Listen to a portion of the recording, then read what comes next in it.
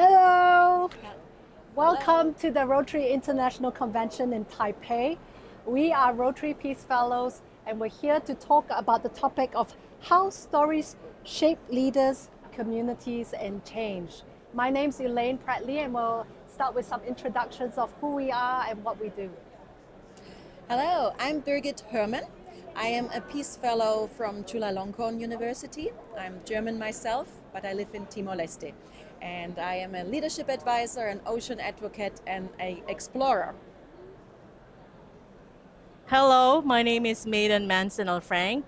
I'm based in Canada with Filipino heritage. I have more than 2 decades of experience in social development, and now a keynote speaker, a social impact advisor, and an author.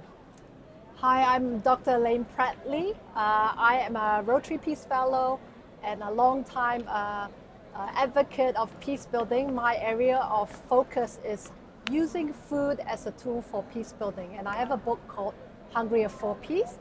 And I run an organization called Peace Kitchen, where we help people dialogue and connect across divides through food. So let's start with the first question. All three of us use writing as a peace building tool. Before we get into the how, can each of us say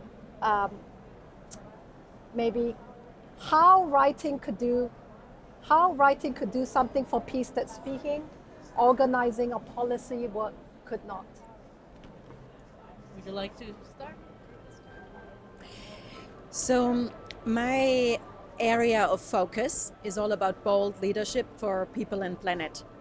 And I have been a practitioner for about 20 years. I've been managing teams and purpose-driven organizations and helping them with a spectrum of change-making activities from peace building, community-based development, marine conservation, climate resilience. And my experience is that I am a very recent author. I only published my first book this year, which is a leadership framework where my experience is actually coming together. And in addition to the experiences I had outside the workplace, where it's more about endurance athletes.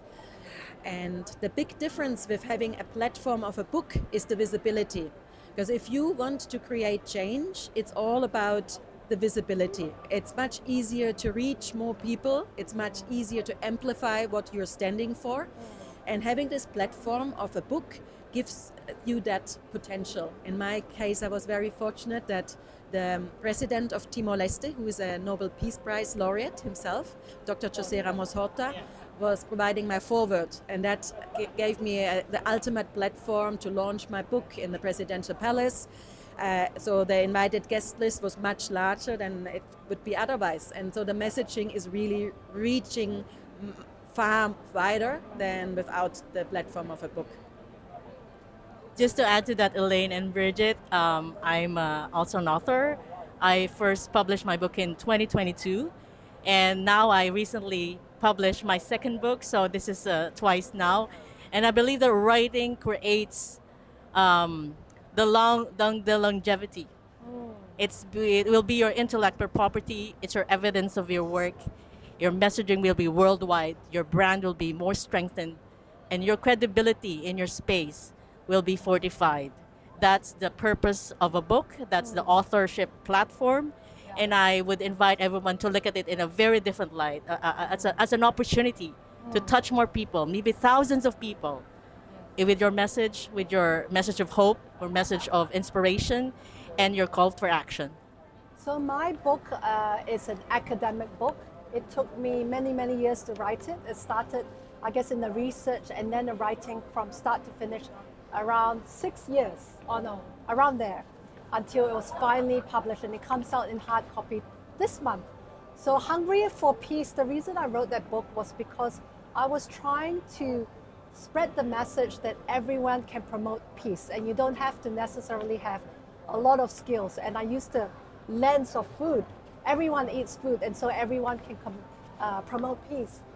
But to do that, I needed to demonstrate and provide evidence of why this was credible, why people use it every day, but why is it impactful?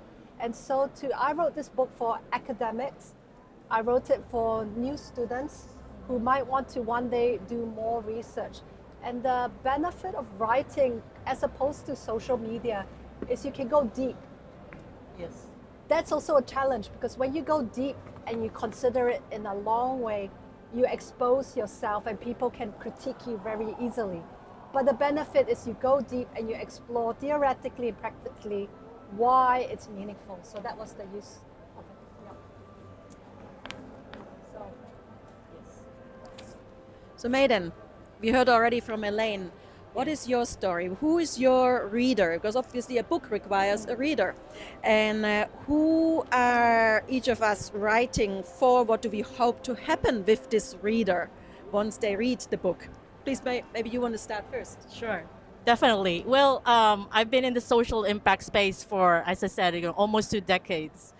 And the first thing that I thought that would fill the gap in terms of our leadership development is really building the generation of leaders that are stronger, more resilient, more purposeful, and more strategic enough to be able to withstand the long term, the long game perspective that it requires for us to create social transformation. And my reader is actually you yourselves, leaders that need support, leaders that need financing, leaders that need moral support and financial support and intellectual stimulation, and who are really there in the front, but they don't have the capacity to even invest in themselves because they're out there.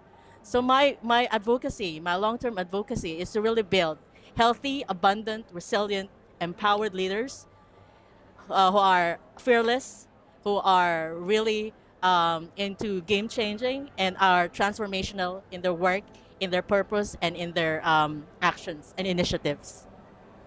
Would you like to? you go. So you can probably tell that we are all peace fellows, so we have very similar ideals about what type of people the world needs to create change. Because I have a very similar readership. For me, it's about purpose-driven individuals, purpose-driven leaders, and purpose-driven organizations. And my experience over the last 3 years was that actually there's a lot of those change makers also outside the traditional change making space. And I think that's where Rotarians are coming in, because a lot of Rotarians are business leaders. And this is really the wider audience that my book is targeted at. It's for those ones who maybe need a little bit of motivation, a little bit of a pick-me-up. Yes. Because I use a lot of stories that hopefully give people back the energy of going for the change that we want to do, the positive change, of course. And the other part, and that's the part I'm particularly happy about, is the last months have actually shown me there was, in a place like Timor-Leste, huge interest from female leaders who are already in leadership positions or who are thriving to be in leadership positions, and youth leaders, same thing. So because this is really like those ones who don't quite yet know how leadership could work, or those ones who have tried a lot and are a bit at the part where they just need a bit more inspiration how to make things happen. And that's my hope, that this book then gets you from being full of energy to making things happen. So a very practical guide to get you there. So not just thinking about it, but I guess I wasn't there. writing for a purpose-driven leader. I was writing for a purposeless person who wanted to still make a difference. Someone who felt like I don't have skills, I don't have leadership skills necessarily that are obvious. I'm not a person in power, and I was writing for that person. Well, we all eat, we all cook, or some people might not like food, but through these simple everyday acts, we can still contribute to peace. I was also writing to academics to go beyond the head of how we think about peace to the heart. And so writing stories, also talking about to enemies and saying, people, they are more than a single story of peace and conflict, and we can all contribute. So I guess I'm writing to a person who just eats. Should we go? Yeah. Should we go to the next question, go ahead. ladies? Most peace building practice sorry. Bearing witness through writing carries a particular kind of weight, especially in conflict contexts. What has each of us had to reckon with in putting difficult truths on the page, and what has that cost us, or something that we can share to others? So my book is called Boulder. It's 6 letters, because it's 6 shifts that my framework entails. But of course, the word itself meaning you're quite courageous. And in the owning your identity, the second shift, I'm talking a lot about imposter syndrome.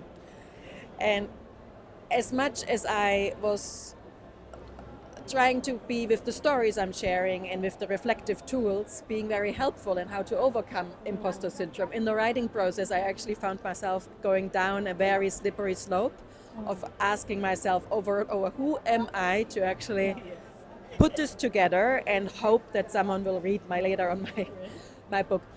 And I found this really interesting, especially when you're reviewing and you're editing your own chapter about imposter syndrome and you're feeling like, oh God, it's coming closer and closer to publishing date. Am I ready to share this with the outside world? And I have to say the most difficult time was actually the day when I decided the book is now 85% ready and I can share it with the first reviewers that were not in my very immediate circle.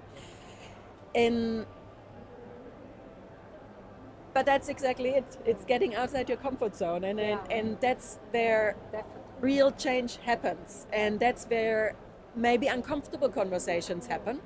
But those are exactly the ones we actually need, because without uncomfortable conversations, no change is going to happen. Would you like to hear? Well, for me, I have 2 books, and the first book is about provocateurs, provoking for good. Provocateurs, not philanthropists, turning good intentions into global impact.